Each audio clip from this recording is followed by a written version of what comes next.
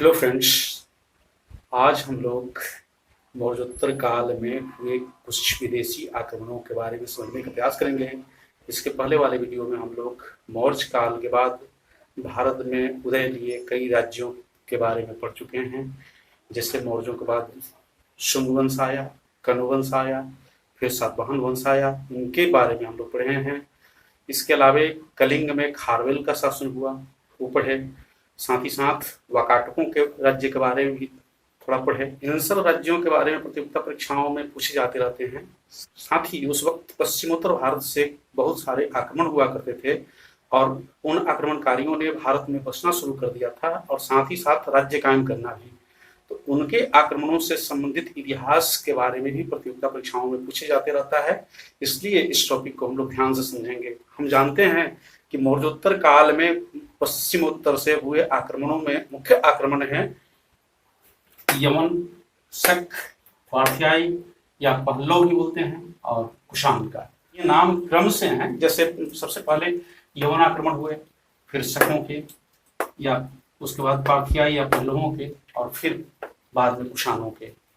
आइए एक एक करके इन आक्रमणों के बारे में हम लोग समझने का प्रयास करेंगे और इनके कौन महत्वपूर्ण राजा हुए, भारत में उपस्थिति का क्या परिणाम हुआ, इनके बारे में हम लोग समझने का प्रयास करेंगे। सेल्यूकस के साम्राज्य के दो अहम प्रांत थे, बैक्ट्रिया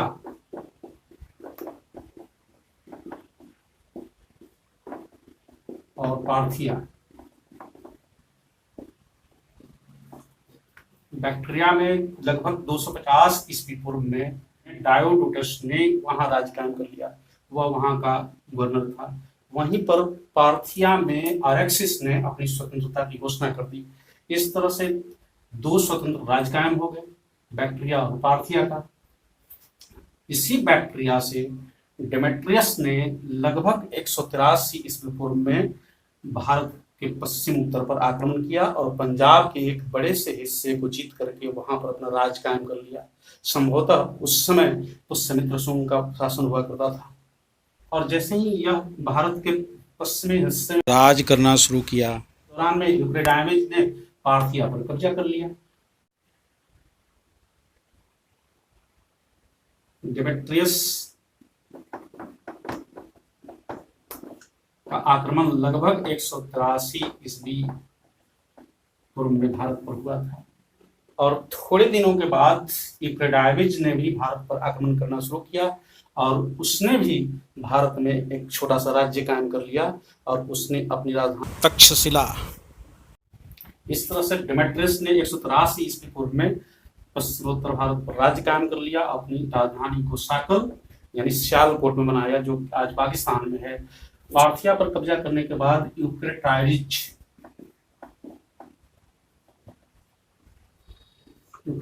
ने भारत पर भी आक्रमण करना शुरू किया और इसने भी झेलम नदी तक के हिस्से को जीत लिया और अपनी राजधानी बनाया तक्षशिला में। इस तरह से यवनों की दो शाखाओं का राज्य भारत में कायम हो गया। एक शाखा थी डेमेट्रियस के वंश का, दूसरी शाखा थी यूक्रेटाइड्स के वंश का।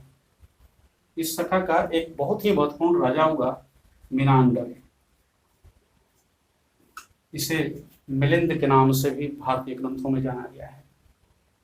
इसका शासन था 165 ईस्वी पूर्व से 145 ईस्वी पूर्व तक।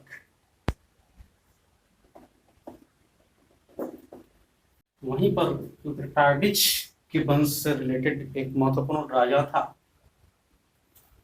एंटियालकिड्स।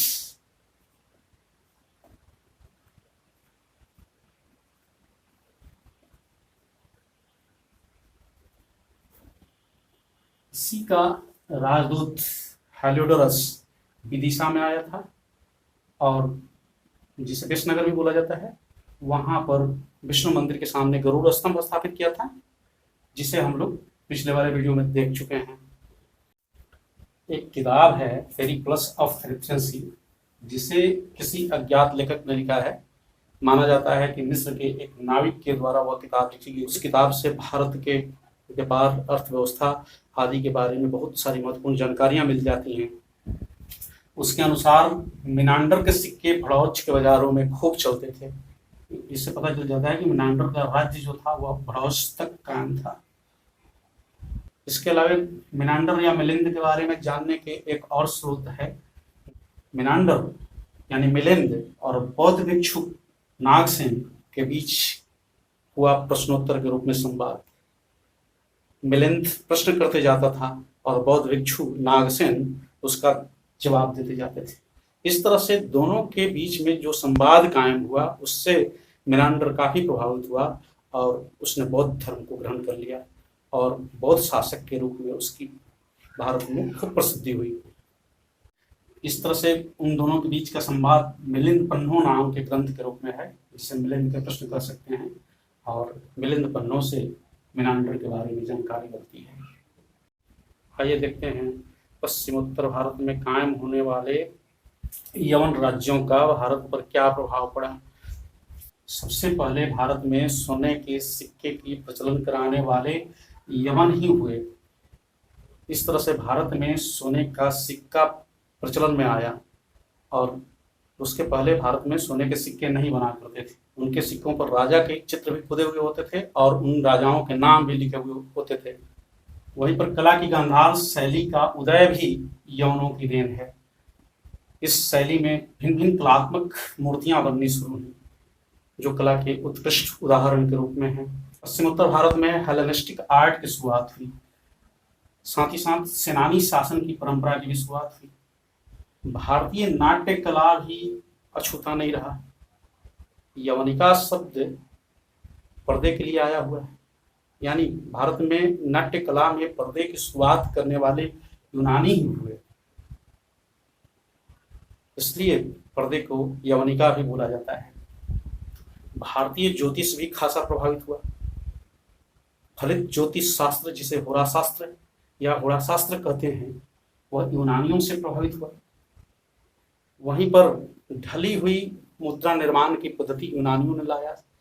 वो लोग सांचे में ढली हुई मुद्रा को चलाते थे, जो कि नियमित आकृति और आकार के हुआ करते थे। इस तरह से भारत में एक नई तरह की मुद्रा निर्माण की पद्धति की शुरुआत हुई और भारत से कई वस्तुओं का आयात और निर्यात भी होना शुरू हो गया, जिसमें भारत के पक्ष में ही हमेशा व्यापार संबंध रहा। यवनों के भारत पर आक्रमण करने वाले विदेशी आक्रमणकारियों में थे शक लोग सीर नदी के उत्तर में रहने वाले एक कबायली जनजाति थे और एक दूसरी कबायली जनजाति थी यूची, जिनसे सुरक्षा के लिए चीन ने अपना दीवार बना रखा था। यूचियों ने शकों को खदेड़ा और बुरी तरह से हरा दिया, जिससे ये बैक्टीरिया में जाकर बस गए और बैक्टीरिया पर आक्रमण किए और वहां बसना शुरू किए। वहां भी जाकर के यूचियों ने इन्हें धकेला। तब ये लोग भागते हुए पूर्वी ईरान में आकर के बस गए और पूर्वी ईरान से भारत पर आक्रमण करना शुरू किया। बोलन दर्रे के माध्यम से होते हुए इन लोगों ने सिंधु घाटी में प्रवेश किया और भारत के पश्चिम उत्तर में बसना शुरू कर दिया। धीरे धीरे आगे चल करके इनकी राज्य कायम हो गई। इनकी 5 महत्वपूर्ण शाखाएं थी। एक शाखा तो अफगानिस्तान में बसी हुई थी, दूसरी पंजाब में बसी हुई थी, जिनकी राजधानी तक्षशिला है। भिन्न सिक्कों के माध्यम से इन शासकों के बारे में जानकारी मिलती है। कम से कम 30-35 शासकों के बारे में जानकारियां मिलती हैं। दूसरी शाखा मथुरा में बसी हुई थी। तीसरी शाखा जो काफी महत्वपूर्ण थी, महाराष्ट्र और सौराष्ट्र में, इसका एक प्रख्यात शासक नरपान हुआ करता था, जिसे गौतमी पुत्र सातकर्णी ने बाद में हराया था और उसके सिक्कों को पुनर्मुद्रांकित कराया था। पेरिप्लस ऑफ एथेंस के अनुसार नहपान की राजधानी मिन्नगर में थी, जो कि 119 से 125 ईस्वी के मध्य में शासन किया था। वहीं पर मध्य भारत में कागभंग वंश की स्थापना हुई थी और जिसका संस्थापक जस्तुन था, उसकी राजधानी उज्जैन में थी और इस वंश का महत्वपूर्ण शासक था रुद्रदामन। रुद्रदामन गौतमी पुत्र सातकर्णी को हरा चुका था। इसका उल्लेख उसने अपने अभिलेखों में किया है। लेकिन रुद्रदामन की पुत्री का विवाह गौतमी पुत्र सातकर्णी के साथ हुआ था, लेकिन वैवाहिक संबंध से भी राज्य के विस्तार की कामना नहीं मिटी थी और दोनों आपस में लड़ा करते थे और सातवाहन लोग शकों को खदेड़ने में सफल नहीं हो सके। रुद्रदामन एक लोकप्रिय शासक हुआ करता था। उसके जूनागढ़ अभिलेख से पता चलता है कि उसने सुदर्शन नामक झील के बांध का निर्माण कराया था, जो वर्षा और बाढ़ की वजह से टूट चुका था। उसे अपने कुश से पुनः निर्मित कराया था। हम जानते हैं कि रुद्रदामन का जूनागढ़ अभिलेख भारत से प्राप्त संस्कृत भाषा का प्रथम अभिलेख है। यानी उस अभिलेख से रुद्रदामन के संस्कृत भाषा के प्रति प्रेम स्पष्ट दिखाई देता है। हम जानते हैं कि भारत में विक्रमादित्य के नाम से कम 14 शासक हुए हैं जो काफी प्रसिद्ध रहे हैं, और विक्रमादित्य की लोकप्रियता इतनी अधिक है, फिर भी विक्रमादित्य का इतिहास संदेह से परे नहीं है। 58 ईस्वी पूर्व में उज्जैन का शासक हुआ करते थे विक्रमादित्य, ऐसी जानकारी है, और 57 ईस्वी पूर्व में इन्होंने शकों को खदेड़ करके और विक्रम संवत की शुरुआत कराई थी, ऐसा कहा जाता है। लेकिन विषय पर काफी मतभेद हैं। सबसे प्रसिद्ध विक्रमादित्य हुआ चंद्रगुप्त, जो कि गुप्त वंश का था। शकों के बाद भारत के पश्चिम में आधिपत्य जमाने वालों में थे पार्थियाई या पहलव। प्राचीन भारत के संस्कृत ग्रंथों में इन्हें शकों के साथ ही रखा गया है, शक पहलव, क्योंकि शकों के करीब समानांतर में ये लोग भी शासक हुआ करते थे। पार्थियाई साम्राज्य का वास्तविक संस्थापक मित्रदात प्रथम था, और मित्रदात द्वितीय शकों को पराजित करके सिस्तान और कंधार को जीत लिया था और वहां पर अधिकार कर लिया था। लेकिन इनका सबसे शक्तिशाली राजा गोंडोफर्निच हुआ था, जो 19 से 45 ईस्वी तक था, और उसकी राजधानी तक्षशिला में थी। संभवतः उसी के दरबार में ईसाई धर्म प्रचारक संत थॉमस भारत आया था। ऐसा ईसाई अनुश्रुतियों के अनुसार है कि उसी के दरबार में सर्वप्रथम ईसाई धर्म प्रचारक सेंट थॉमस भारत आया था। गोंडोफर्निच के सिक्के अफगानिस्तान के बेग्राम से मिले हुए हैं, और उसके सिक्कों पर धर्मीय लिखा हुआ है। पहलवों के बाद भारत में आक्रमण करने वालों में थे कुषाण। कुषाण चीन के पश्चिमोत्तर सीमा प्रांत में बसे हुए एक यूची कबीले के सदस्य हुआ करते थे। यूची जनजातियों को दूसरे कबीलों ने वहां से खदेड़ दिया, तो वे लोग बैक्टीरिया में चले गए, और इस तरह से लड़ते मरते हुए वहां पर ये 5 कुलों में बट चुके थे, जिनमें से एक कुल कुयान यानी कुषाण नाम से था, और इनका सबसे प्रसिद्ध राजा था कुजुल कैडफिसस, जो 15 ईस्वी से 65 ईस्वी में निचली सिंधु घाटी और गंगा घाटी के अधिकांश भागों में राज कर रहा था। यानी इसने आक्रमण करके निचली सिंधु घाटी में अपने राज्य को कायम कर लिया, और उसने गंगा के कई भागों को जीत भी लिया था। और उसकी खास बात यह थी कि वह सिर्फ तांबे के सिक्कों को चलाया था, जिसके मुख्य भाग पर राजा हर्मियस का चित्र हुआ करता था, और पृष्ठ भाग पर खुद उसकी आकृति अंकित होती थी। उसका उत्तराधिकारी हुआ भीम कैडफिसस, जो 65 से 78 ईस्वी तक भारत में राज्य किया। उसने अपनी राज्य को पंजाब और गंगा जमुना द्वाब तक विस्तृत कर लिया। उसने तांबे और सोने दोनों तरह के धातुओं के सिक्के चलाए, और कह सकते हैं कि भारत में अपने नाम से उत्कीर्ण स्वर्ण सिक्कों को चलाने वाला प्रथम शासक भीम कैडफिसस था।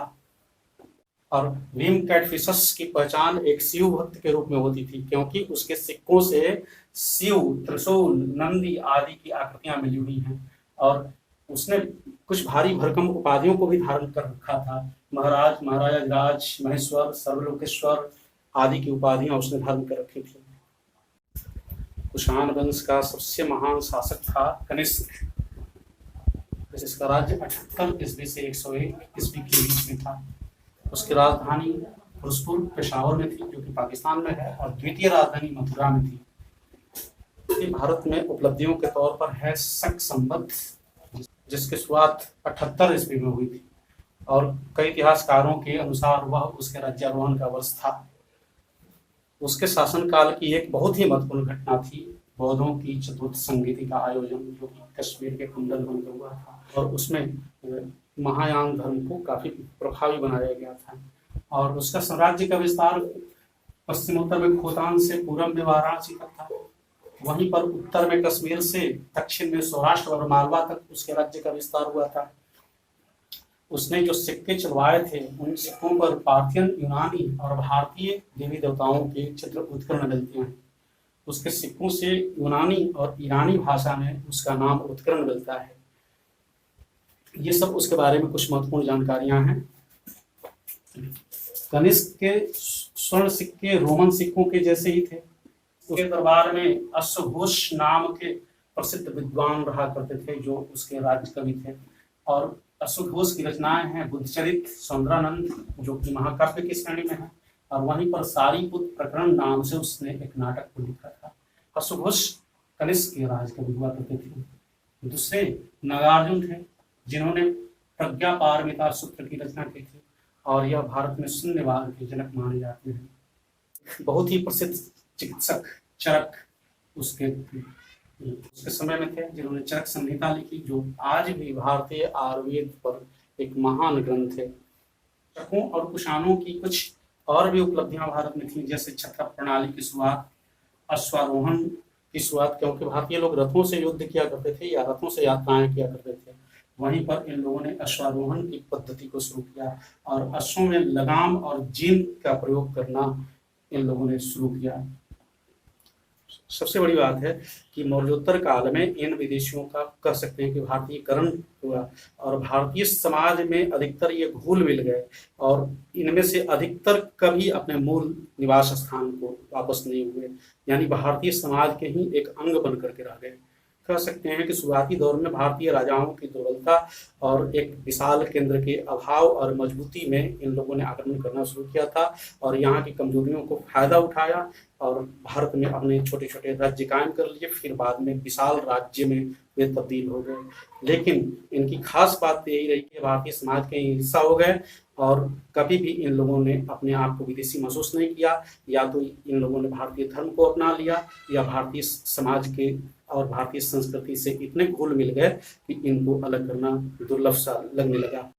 हेलो फ्रेंड्स, मैं इस तरह की कई वीडियो को बनाते रहता हूं, इसलिए आप लोग मेरे चैनल को कृपया सब्सक्राइब कर लें। साथ ही अगर वीडियो पसंद आए तो उसे लाइक कर दें और अपने मित्रों में शेयर कर दें, ताकि ज़्यादा से ज़्यादा लोगों तक मेरा वीडियो पहुंच सके और उनकी जानकारियां बढ़ सके। Thank you.